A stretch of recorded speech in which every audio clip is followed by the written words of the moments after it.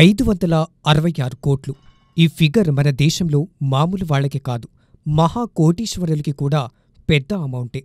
కోటి 2 కోట్లు కాదు, 100, 200 కోట్లు కూడా కాదు, ఏకంగా 500 కోట్ల కంటే ఎక్కువ మొత్తం. మరి అంత పెద్ద అమౌంట్ ఒక్క మనిషి కేవలం 7 నిమిషాల సాయంతో సంపాదించాడంటే మన చెవులను మనమే నమ్మలేం కదా. కానీ హాలీవుడ్లో అదే జరిగింది. పైరేట్స్ ఆఫ్ కరేబియన్ ఫ్రాంచైజ్లోని మూవీస్ చూసిన వారికి కెప్టెన్ జాక్ స్పారో తెలిసే ఉంటారు.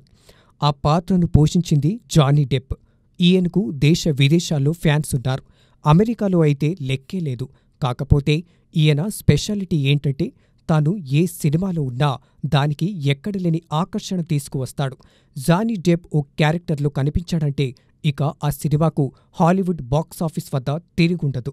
పైరేట్స్ ఆఫ్ కరేబియన్ మొదలు చాక్లెట్ ఫ్యాక్టరీ, చార్లీ వంటి సినిమాల వరకు జాన్ డెప్ బ్లాక్ బ్లస్టర్ల లిస్ట్ పెద్దదే. ఏ సినిమా రంగంలోనైనా ఓ స్టార్ హీరో అంటే అతడికి బాగా క్రేజ్ ఉండటం విశేషమేం కాదు. అది అందరూ ఊహించిందే. కానీ జానీ డెప్ హల్చల్ అలా మామూలుగా ఉండదు. హాలీవుడ్లో అతడి పేరు హాట్ కేక్.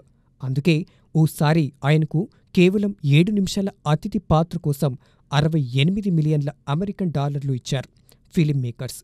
ఆ సినిమా పేరు Alice in the Borderland. అందులో చిన్న క్యామియాలో కనిపించిన డెప్ 50 మిలియన్ల పౌండ్లు రెమ్యునరేషన్గా తీసుకున్నాడట. డాలర్లో మాట్లాడుకుంటే అది 68 మిలియన్లకు సమానం. మన రూపాయల లెక్కల్లో తేల్చుకుంటే 68 మిలియన్ల డాలర్లు, 566 కోట్లకు పైమాటే. అమెరికన్ డాలర్లను ఇండియన్ కరెన్సీలో మార్చుకొని చూస్తే 566 కోట్లు భారీ మొత్తంగా కనిపిస్తుంది. కానీ యుఎస్ గ్లామర్ మార్కెట్లోనూ 68 మిలియన్ డాలర్లు చిన్న మొత్తం కాదు. 7 నిమిషాల పాత్రకి జానీ డెప్లా అంత పెద్ద అమౌంట్ తీసుకున్నవారు చాలా చాలా అరుదు.